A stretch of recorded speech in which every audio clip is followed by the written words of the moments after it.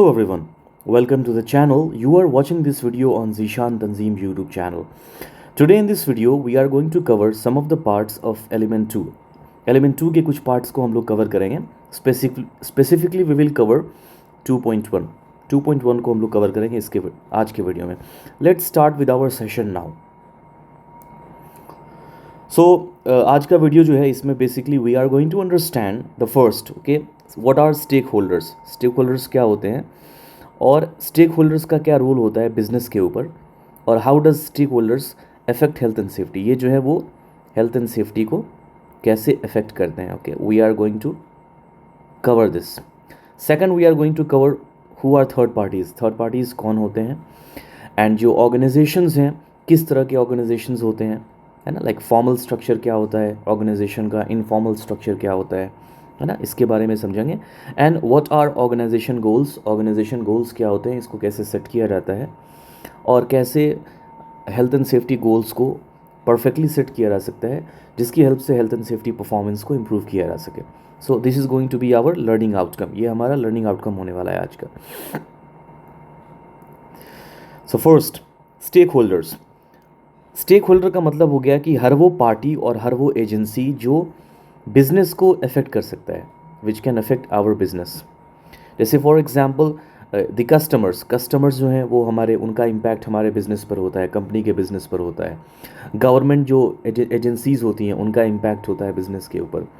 Insurance parties जो होती हैं उनका इम्पैक्ट जो बिजनेस के ऊपर होता है. इवन जो एम्प्लॉयज़ होते हैं उनका इम्पैक्ट जो है उनका परफॉर्मेंस, उनका काम, it affects the business of organisation. In fact stakeholder का मतलब होता है एवरी पर्सन और एवरी पार्टी जिसका किसी ना किसी तरह बिजनेस के साथ इन्वॉल्वमेंट होता है, कंपनी के साथ इन्वॉल्वमेंट होता है और उनके एक्शंस जो हैं वो कंपनी के बिजनेस को अफेक्ट कर सकते हैं. Okay it can be an individual. Stakeholders जो है वो इंडिविजुअल्स हो सकते हैं. It can be a group हो सकता है सच एज वर्कर का यूनियन हो सकता है और it can be a business. Stakeholders को दो कैटेगरी में बांटते हैं. They can be internal stakeholders such as directors, trustees, workforce, trade unions और contractors which involves petty contractors and सब कंट्रैक्टर्स. स्टेक होल्डर्स हमारे एक्सटर्नल्स भी होते हैं जैसे रेगुलेटर्स, इंश्योरर्स, नेबर्स मतलब हो गया कि आपकी कंपनी जहाँ पर फंक्शन कर रही है वहाँ पर जो NGOs हैं या जो रेजिडेंशियल एरियाज़ हैं. शेयर होल्डर्स जिनका इन्वेस्टमेंट आपकी कंपनी में है, investors and governments. So as you can see here diagram की हेल्प से इसको और बेहतर एक्सप्लेन किया गया है. Employees are internal stakeholders, managers are internal stakeholders, owner is internal stakeholders. External की बात की जाए suppliers, society, government, creditors, shareholders, customers. So overall ये जो हैं these are all stake holders जो कंपनी के business को अफेक्ट करते हैं. कंपनी जब कोई सिस्टम डेवलप करती है, बिजनेस प्लान्स बनाती है, हेल्थ एंड सेफ्टी सिस्टम्स को डेवलप करती है, so the company the organisation has to think about stakeholders also. Organisation को स्टेक होल्डर्स के बारे में भी सोचना है that how their actions is going to affect stakeholders. Basically यहाँ पे सप्लाई चेन को में दिखाया गया स्टेक होल्डर्स कौन कौन से हो सकते हैं सच एज रॉ मटेरियल के जो सप्लायर्स होते हैं है ना, मैन्युफैक्चरिंग में जो पार्टीज़ इन्वॉल्व होती हैं, डिस्ट्रीब्यूशन में जो पार्टीज़ इन्वॉल्व होती हैं, जो कंपनीज़ इन्वॉल्व होती हैं, कस्टमर जो फाइनल प्रोडक्ट्स को यूज़ करता है और कंज्यूमर. सो इससे आई थिंक आप क्या है कि DI1 के पेपर में जनरली जो है स्टेक होल्डर्स को लेकर क्वेश्चंस आते हैं. स्पेशली जो रिफ्लेक्टिव पार्ट जो होता है उसमें ये क्वेश्चन आता है. इनफैक्ट मेरे पेपर में भी स्टेक होल्डर्स को लेकर एक क्वेश्चन आया था जो ज़्यादा मार्क्स का नहीं था. इट वॉज ऑफ 10 और 12 मार्क्स बट क्वेश्चंस आने के चांसेस होते हैं. So you need to understand what are stakeholders. Next third parties का मतलब क्या होता है. थर्ड पार्टी का मतलब होता है कि वो लोग जो डायरेक्ट ऑर्गेनाइजेशन के एम्प्लॉयमेंट में नहीं होते हैं, the people who are not directly employed by organisations. लेकिन ये लोग जो थर्ड पार्टीज़ होती हैं इनका कुछ ना कुछ काम होता है कंपनी में सच एज कॉन्ट्रैक्टर्स और subcontractors. They are third parties. Agency workers जो होते हैं जो शॉर्ट टर्म के लिए काम करने के लिए आते हैं, फॉर एग्जांपल टेक्नीशियंस आपके हो गए, मैकेनिक्स हो गए है ना, और विजिटर्स जो कंपनी में आते हैं, ट्रेसपासर्स जो बंदे जो है बिना परमिशन के घुस जाते हैं, they might be also third parties. और अदर एम्प्लॉयर्स जो सेम वर्क प्रेमिसेस को क्या करते हैं, शेयर करते हैं। फॉर एग्जांपल, अगर एक कमर्शियल बिल्डिंग है, कमर्शियल बिल्डिंग में मल्टीपल कंपनीज ने उस बिल्डिंग को रेंट पे लिया हुआ है, so they are also third parties. So it can be business parks, shopping centres और large office buildings and member of public. ये क्यों यहाँ पे जिक्र किया गया है इसका, the reason why it has been discussed here कि ऑर्गेनाइजेशन को, जैसे आपकी ऑर्गेनाइजेशन है या कोई भी ऑर्गेनाइजेशन है, इट हैज़ टू इवेलुएट कि जो वर्क एक्टिविटीज़ कैरी आउट हो रही है ऑर्गेनाइजेशन के द्वारा, क्या उन वर्क एक्टिविटीज़ की वजह से थर्ड पार्टी के हेल्थ एंड सेफ्टी को किसी तरह का रिस्क हो सकता है कि नहीं हो सकता है। And if there are risks to third parties, you need to assess those risks and you need to develop a plan through which the risks can be controlled. Okay, so इसका reason जो है, I think आप में से जो लोग भी international diploma की तैयारी कर रहे हैं, आप लोगों ने नेबोश आईटीसी या तो किया होगा या उसके सिलेबस से आप फेमिलियर होंगे। तो आपको याद होगा कि नेबोश आईटी के सिलेबस में होता है reasons for managing health and safety, reasons for managing health and safety. तो इस रीजंस में 3 रीजंस होते हैं, लीगल रीजंस, फाइनेंशियल जो कि इकोनॉमिक दिया है, एंड मोरल रीजंस। आपको याद होगा कि जो कंपनी है, ऑर्गेनाइजेशन है, वो मोरली ऑब्लाइज्ड होता है कि थर्ड पार्टीज़ और अपने एम्प्लॉइज़ के सेफ्टी का ध्यान रखे वो। फाइनेंशियल रीजंस के बारे में आपने पढ़ा होगा। फाइनेंशियल रीजंस का मतलब होता है कि आफ्टर एन एक्सीडेंट, अगर एक एक्सीडेंट होता है जिसमें थर्ड पार्टी इंजर्ड हो जाता है या कोई नुकसान होता है थर्ड पार्टी को और कंपनी के खुद के एम्प्लॉइज़ भी, तो कंपनी को फाइनेंशियल लॉस से सफ़र करना पड़ता है। फॉर एग्जांपल सिक पे है, कॉम्पेंसेशन है, लीगल फाइन्स है, एक्सीडेंट इन्वेस्टिगेशन कॉस्ट है, एटसेट्रा एटसेट्रा। एंड लीगल वाले पार्ट में आपने पढ़ा होगा, इससे पहले के वीडियो में भी मैंने कवर किया हुआ था, that legal actions can be taken against organisation, जिसमें आपको नोटिस आ सकता है, आपका प्रोहिबिटरी एक्शन लगाया जा सकता है, क्रिमिनल फाइन ऑर्गेनाइजेशन के खिलाफ में इम्पोज किया जा सकता है। And in case of serious breaches, the contracting license can also be cancelled. So the organization has to ensure that because of the work activities being carried out by the employer or by the organization does not affect the third parties or does not affect the health and safety of the third parties. Now next, organization as a system. कि systems जो हैं वो, जैसे for example एक system जो होता है, it can be defined as a set of interacting और interdependent system components forming an integrated whole. मतलब क्या है कि जो ऑर्गेनाइजेशन होता है, it is made up of many systems, ये बहुत सारे सिस्टम से मिलकर बना होता है। इसमें सिस्टम का मतलब आपको हो गया कि the might be a system which handles accounts, the might be a system which handles health and safety, the might be a system which handles quality etcetera etcetera. So basically क्या है कि जो ऑर्गेनाइजेशन होता है, it's a big wheel, ये ऐसे करके एक बिग व्हील होता है।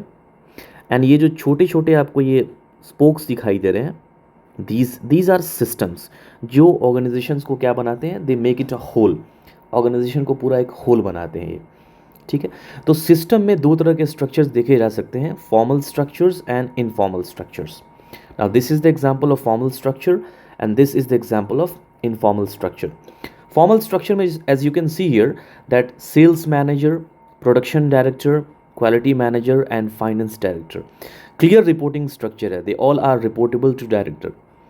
ये जो है they are obliged और as per the system to report to the director. ये obliged हैं कि ये किसको रिपोर्ट करेंगे, डायरेक्टर को रिपोर्ट करेंगे। एंड बिलो देम जो सेल्स मैनेजर्स हैं, जो प्रोडक्शन एम्प्लॉयज़ हैं और अकाउंट स्टाफ हैं, ये इनको रिपोर्ट करेंगे। Okay, they have no connection to each other without professional connection, apart from professional connection. इनका डायरेक्ट रिपोर्टिंग स्ट्रक्चर आपको दिख रहा है, काफ़ी सिस्टमैटिक और ऑर्गेनाइज्ड है। इट मीन्स ये जो अकाउंट स्टाफ है, सेल्स मैनेजर है, he can not directly contact the director और approach director. The account staffs do not need to contact director. Work activities की जहाँ तक बात हो रही है, if they have any grievances, अगर कोई ग्रीवेंस है, प्रॉब्लम्स है which needs attention of the director, that's a different case. But generally यहाँ पर सिस्टम डेवलप किया गया है that there reporting person is finance director and finance director का जो रिपोर्टिंग पर्सन है वो डायरेक्टर है। तो this kind of system is known as formal system. इसके अपने बेनिफिट्स होते हैं, ड्रॉबैक्स भी होते हैं। And as you can see here, ये एक इनफॉर्मल सिस्टम का एग्जाम्पल है। As see here, director and sales manager are connected because they play goals together. Director and finance director ये brother and sister in laws हैं।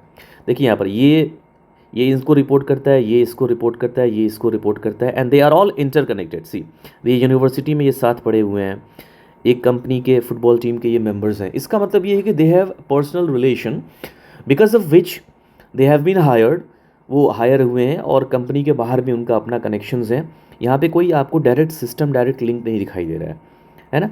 यहाँ पे एक बंदा जो है 2 बंदों को, 3 बंदों को रिपोर्ट कर रहा है। So this kind of system is classified as an informal structure. इसको हम लोग इनफॉर्मल स्ट्रक्चर के नाम से जानते हैं। इसके भी बेनिफिट्स अपने हैं और इसके अपने लिमिटेशंस होते हैं ना। नेक्स्ट इज, आप अगर किसी ऑर्गेनाइजेशन चार्ट की हम बात करें, if we talk about organisation chart, तो जनरली जो छोटे ऑर्गेनाइजेशंस होते हैं वहाँ पे रिपोर्टिंग पर्सन्स कम होते हैं, इनका कुछ इस तरह का ऑर्गेनाइजेशन चार्ट होता है। बिजनेस ओनर हो गया टॉप में, it might be an MD, ये एमडी हो सकता है, माइट बी अ सीईओ, है ना, और बिजनेस मैनेजर।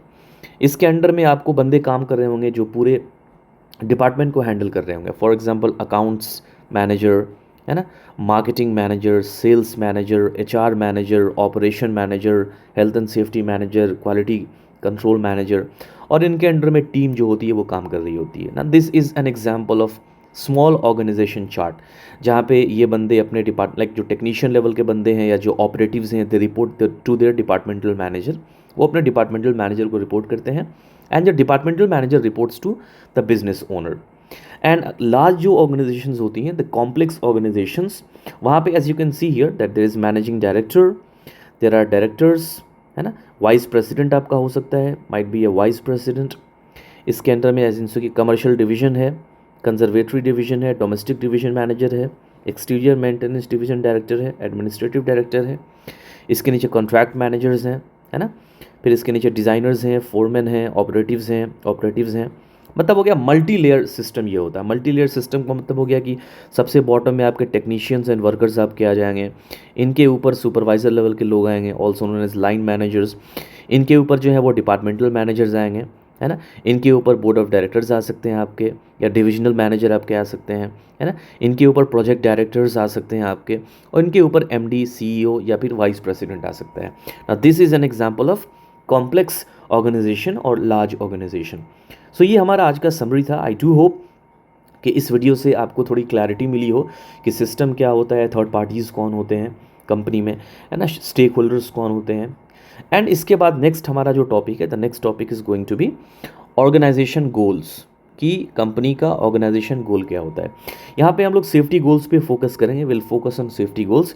ये एक बहुत ही अच्छा मेथड है जो मैंने देखा था, नेबोश में भी मैंने देखा है इसको, आईजीसी के सिलेबस में, स्मार्ट मेथड, है ना।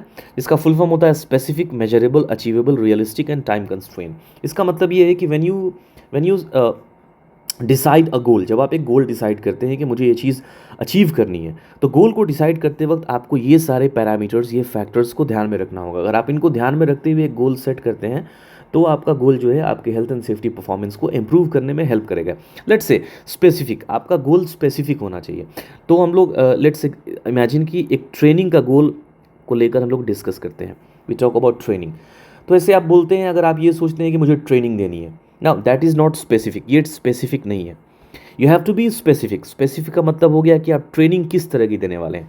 इमेजिन कि आपने डिसाइड किया ओके वर्क एट हाइट की ट्रेनिंग ऑर्गेनाइज करनी है, किसको ऑर्गेनाइज करने वाले हैं ट्रेनिंग आप, लाइक किन वर्कर्स के लिए आप कर रहे हैं, ऑपरेटिव्स के लिए कर रहे हैं, है ना, किन को आप ऑर्गेनाइज करने वाले हैं, कितने नंबर ऑफ ट्रेनिंग्स आप, ट्रेनिंग जो है कितने ट्रेनिंग सेशंस को आप ऑर्गेनाइज करने वाले हैं, है ना, कब तक आपका डेडलाइन होने वाला है, मतलब इस ट्रेनिंग को आप कब फिनिश करने वाले हैं।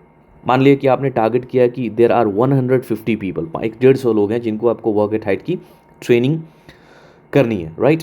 तो ये 150 कौन कौन से लोग हैं, कहाँ पर ट्रेनिंग होगी इनकी, किस टॉपिक पे ट्रेनिंग होगी, ये आपको स्पेसिफिक करना है। एक बार जब आप अपने गोल को स्पेसिफिक कर लिया कि मुझे ये गोल को अचीव करना है, उसके बाद इट शुड बी मेजरेबल। इसका मतलब है कि आपके पास एक न्यूमेरिक डेटा होना चाहिए। You need a numeric data. Numeric data का मतलब होता है कि नंबर ऑफ ट्रेनिंग सेशंस, कि आप कितने ट्रेनिंग सेशंस को ऑर्गेनाइज करने वाले हैं। लाइक आपके पास 150 वर्कर्स आपके हैं और आपका जो ट्रेनिंग रूम है वो 15 वर्कर्स को, 15 वर्कर्स को अकोमोडेट कर सकता है। इसका मतलब है कि एक महीने में you need to organise 10 training session, आपको 10 ट्रेनिंग सेशन को ऑर्गेनाइज करने की ज़रूरत है। तो एंड ऑफ द मंथ आप कंपेयर कर सकते हैं कि आपको 10 करना था तो आपने एक्चुअली किया कितना। तो अगर आपके पास न्यूमेरिकल डेटा है तो आप क्वांटिफाई कर सकते हैं। इसके बाद है अचीवेबल, मतलब आपको जो टारगेट सेट करना है वो अचीवेबल होना चाहिए। अचीवेबल का मतलब ये है कि do you have sufficient number of trainers, क्या आपके पास सफिशिएंट नंबर ऑफ ट्रेनर्स हैं, आर दे कॉम्पिटेंट, क्या वो कॉम्पिटेंट है कि इस ट्रेनिंग को वो डिलीवर कर सकते हैं। अगर आपके पास एक एचएससी ट्रेनर नहीं है, कॉर्पोरेट ट्रेनर आपके पास नहीं है, और अगर है भी तो वो कॉम्पिटेंट नहीं है वॉक एट हाइट की ट्रेनिंग को ऑर्गेनाइज करने के लिए, उसके बावजूद आपने एक टारगेट सेट कर लिया है, सो डेफिनेटली वो टारगेट आपका अचीव नहीं होने वाला है। So you need to look at this parameter also. इसके बाद it needs to be realistic, ये रियलिस्टिक होने की ज़रूरत है। मतलब अगर आपका एचएससी ट्रेनर जो है वो ऑलरेडी ओवर वर्कड है, उसके ऊपर वर्क का प्रेशर बहुत ज़्यादा है, तो वो कैसे 10 ट्रेनिंग सेशंस को एक महीने में कंडक्ट कर पाएगा। तो व्हेन सेटिंग द टारगेट, आपको टारगेट को सेट करते वक्त रियलिस्टिक होना पड़ेगा। आपको देखना पड़ेगा आपने जो टाइम एलोकेट किया है वो रीज़नेबल है कि नहीं है ना। क्या इस ट्रेनिंग में कुछ फाइनेंस बजट की ज़रूरत है, कितने नंबर ऑफ ट्रेनर्स आपके लगेंगे, क्या क्या ट्रेनिंग इक्विपमेंट की उसको ज़रूरत पड़ेगी। Does he need a projector, उसको क्या प्रोजेक्ट की ज़रूरत है। Does he need a laptop, उसको क्या लैपटॉप की ज़रूरत है। Does he need a place where he can train the workers, क्या एक जगह की ज़रूरत है जहाँ पे वर्कर्स को वो ट्रेन कर सके। और does this training need to be provided in the work place, कि क्या ये ट्रेनिंग जो है वर्क प्लेस पर प्रोवाइड करने की ज़रूरत है। सो उसके अकॉर्डिंगली आपको एक रियलिस्टिक टारगेट सेट करना पड़ेगा and you need to set a deadline. आपको एक डेडलाइन सेट करना होता है। मतलब है कि अगर आप डेडलाइन सेट नहीं करेंगे, मतलब अगर आपने ये सेट नहीं किया है कि मुझे अगस्त 2025 में ये ट्रेनिंग मुझे ऑर्गेनाइज करनी है, तो इससे प्रॉब्लम क्या होगी कि आप कभी ये टारगेट को अचीव नहीं कर पाइएगा। यू विल ऑलवेज थिंक कि बहुत टाइम है, मैं कर दूंगा, अगले महीने कर दूंगा, उसके अगले महीने कर दूंगा। सो आपका health and safety performance improve नहीं हो सकता है। So you need to set a deadline. तो अगर आप इन पैरामीटर्स को ध्यान में रखते हुए, इन फैक्टर्स को ध्यान में रखते हुए अगर आप एक टारगेट सेट कर रहे हैं तो आपका टारगेट अचीव भी होगा and it will also help in improving your health and safety performance of the organisation. So this was the like topic for today. I do hope कि इससे आपको क्लैरिटी मिली हो and thank you very much for staying with me, staying with the channel, कि आप लोग channel पे हैं। चूँकि मैं आईडीप का सिलेबस जो है बहुत ज़्यादा रेगुलरली अपलोड नहीं कर पा रहा हूँ because of busy schedule, but मैं इसको करूँगा, complete syllabus I upload on my channel. Thank you very much, take care, bye bye.